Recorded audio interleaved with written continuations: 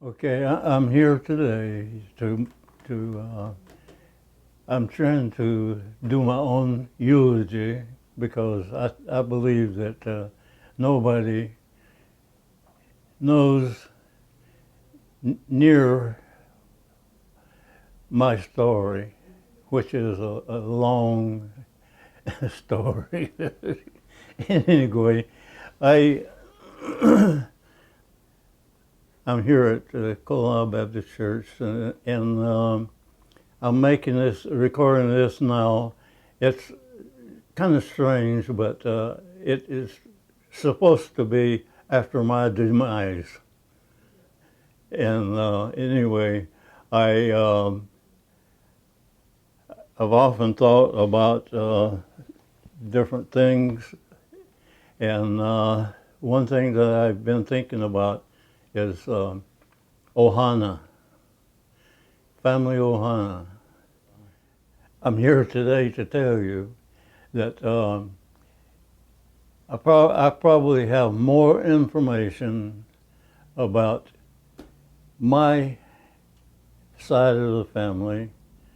I have more information because a cousin of mine who I had never met, her name was Bonnie B. Sewell, had decided that she wanted to go check our genealogy.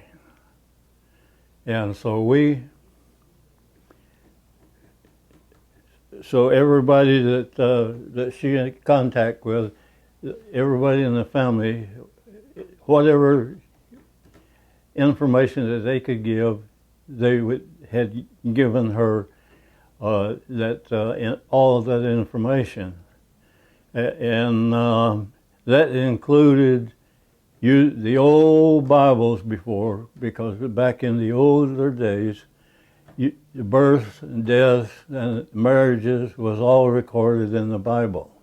And so that's how people kept track of things happening. And so so Bonnie and her husband and I don't know, other people at different times did helped her in the research. They spent about 20 years of going over old files and digging through old forgotten cemeteries and everything, just compiling all of the information that they were able to gather. And let me tell you something. I've never seen anything like that, because they cataloged everything, and it's concise. There were a few incidents in there where there was mistakes made, but for the amount of stuff that's inside here, it's amazing how few mistakes there were. And like the Green family, they were able to research this all the way back to when John Green had moved from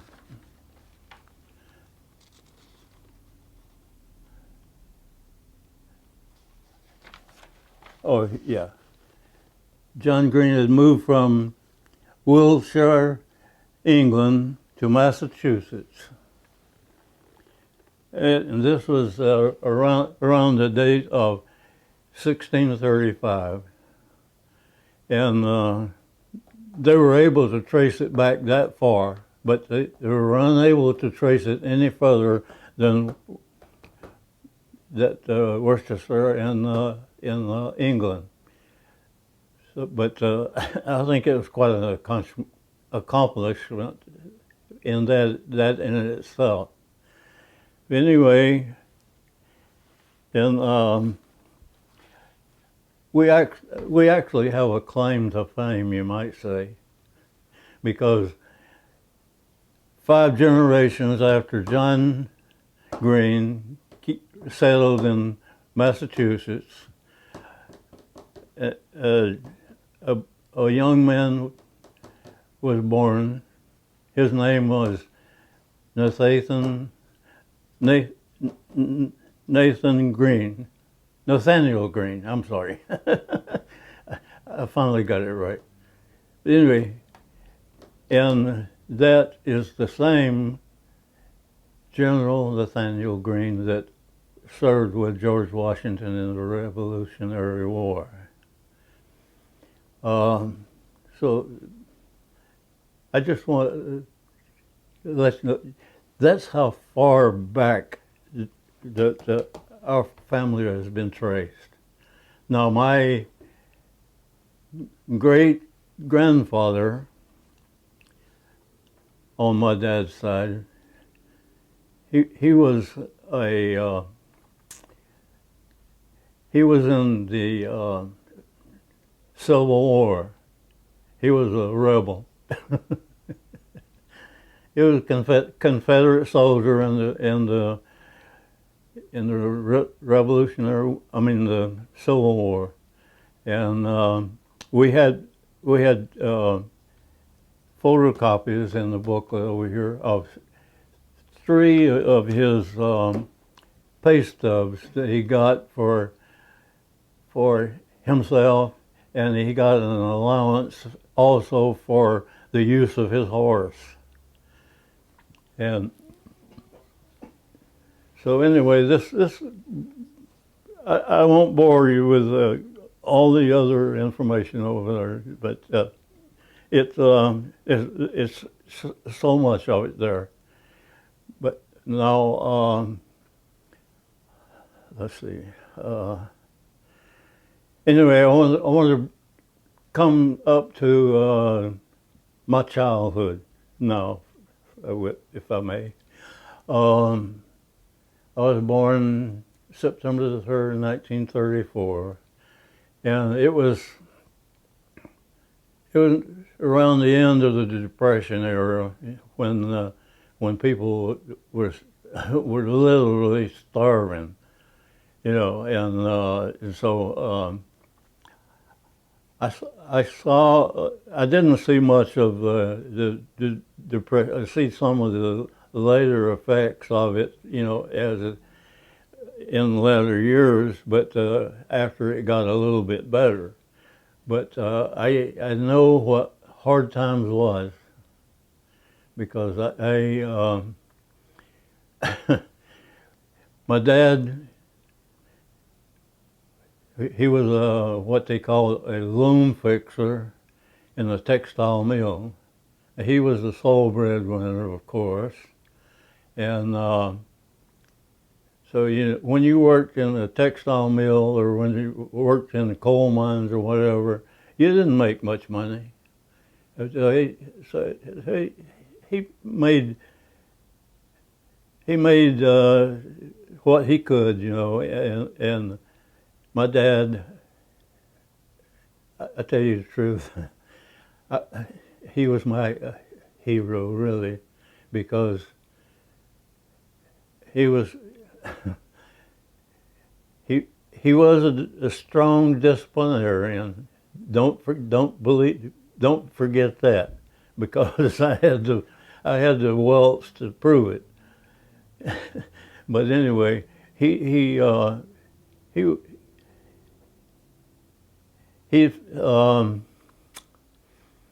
never had a chance at an education,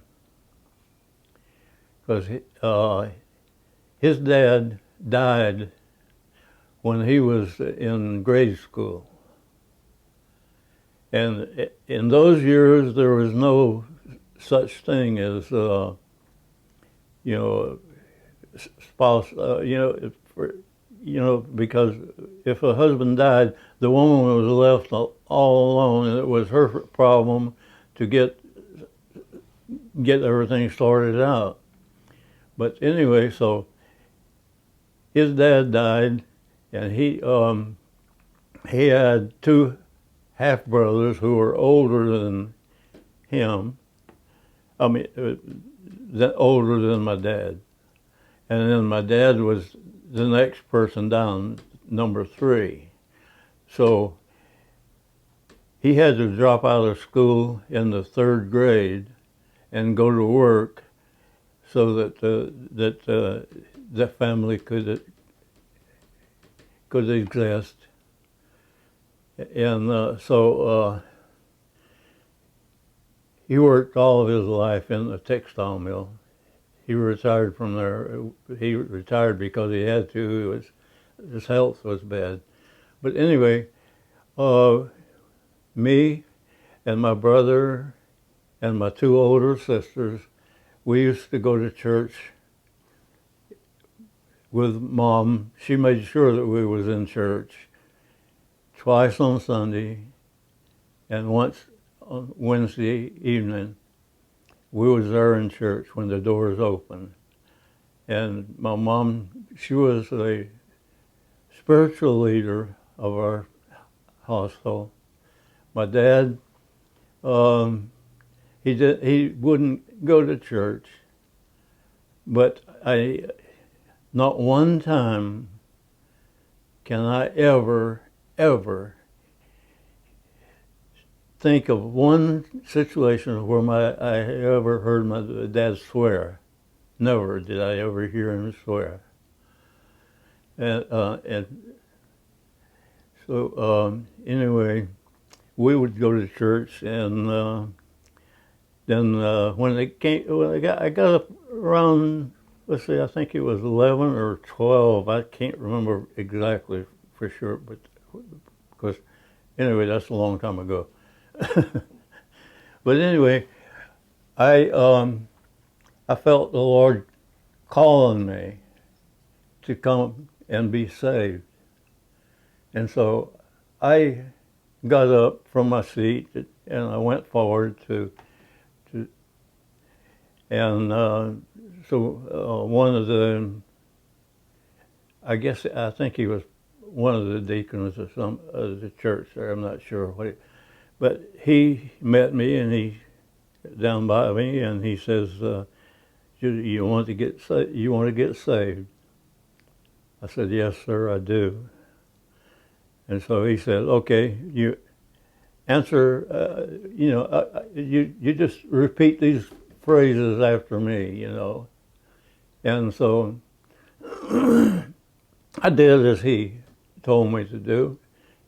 I don't remember the exact words or anything like that, but he didn't explain the plan of salvation. He didn't tell me that I had to fully repent of my sins and ask God to wash them away.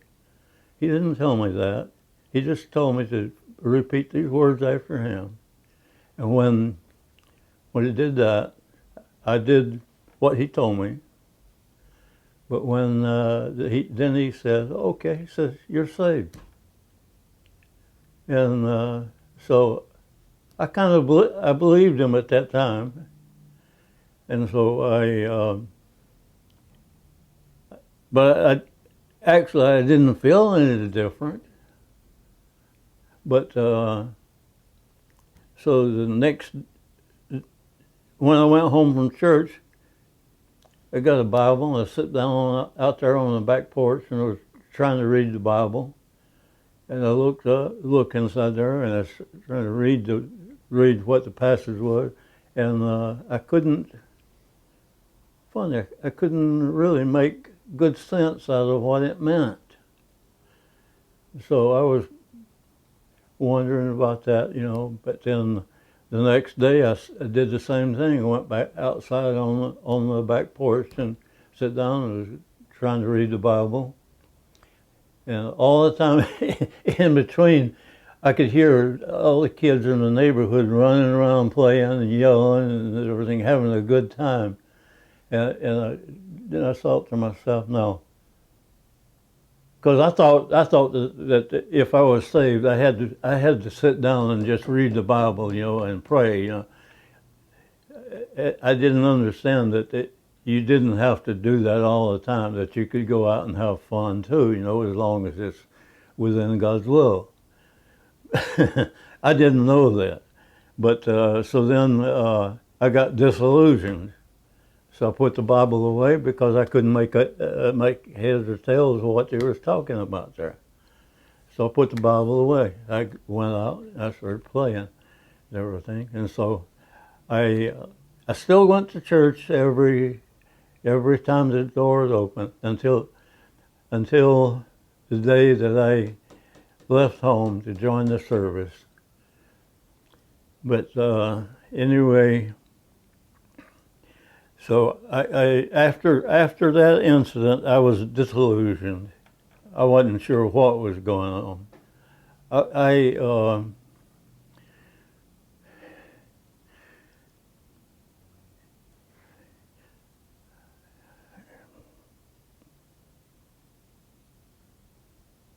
Oh, yeah. I was so disillusioned that after that had happened, from time to time, that God would give me a message. That He would speak to me in His way, telling me that He wanted me, yet I kept running away from Him. And this went on for years and years, and so I got into alcohol, but I want to tell you a little story about that in itself, and I can you can see maybe what I'm talking about. But this was, I was about, I forgot, I should have told you that before, but anyway, I think I was about 11 or 12 years old, and my dad and I were sitting on our front porch outside. It had to have been either Saturday or Sunday because those were the only two times when my dad had time to go out and sit on the porch. But anyway, we were sitting out on the porch over there, and this man come walking down the street. And I knew who he was, Mr. Sanders, who lived way down at the bottom of the hill over in the nice house over there. But my dad told me, he says, "You see that man over there walking down the street?" I said, "Yes, sir." He said, "We used to be the closest of friends." And he said, because I used to go out and drink with him every weekend. There was I think there was about 5 in the group. That every Friday after they'd get off from work, they'd meet at his house and they'd start drinking moonshine. And then they'd drink till they pass out. He said, and we'd get up and then we'd start all over again. And when Sunday comes around, then Sunday we sober up so we can go to work on Monday. He said, this went on for a long time.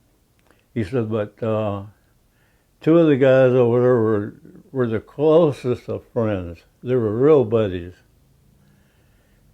And he said that they got into a silly little argument over something.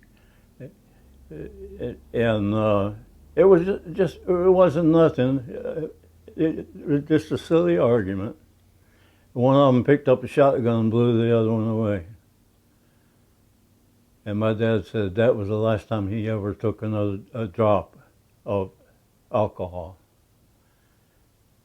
And that stayed with me all these years. When I first started doing a little drinking, that was always on my mind. It never left my mind because as I thought to myself, if alcohol can make a man do that, then boy, you better be real careful with the alcohol that you drink. And I did. I was really cognizant of that every time that I would drink anything. And if I started feeling a little tipsy, I would stop. I should have stopped completely, but I didn't. Then anyway, it went this. Of course I got married and my kids came along and everything, and I still drank a little bit, but still, even a little bit. I tell you now, it was wrong. Listen to me, it was wrong. But when I was watching television after I retired from civil service down there at Pearl Harbor, I was up late one night and I was watching Trinity Broadcast Network on television, and they were well, they're all heretics and hypocrites and everything on that network, because everything to them is money, money, money. And I knew, because of going to church in my childhood and everything, that what they were spouting off was rubbish. So I would make fun of it, but God has a way of getting your attention. Let me tell you that, because that night, while that was going on, and I was making fun of somebody, he got a hold of me right in and there, and I can't explain the feeling or how it happened or what, but God he'll use any way that he can to get your attention, and he got a hold of my attention real good that night, because I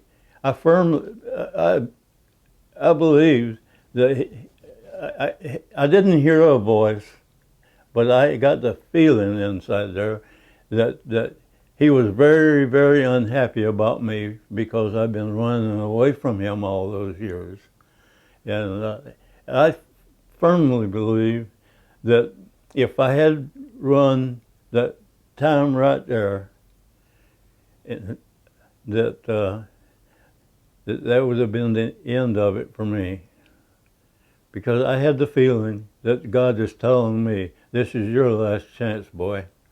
You either get on your knees or you're out. I mean, that's the way I felt, and so I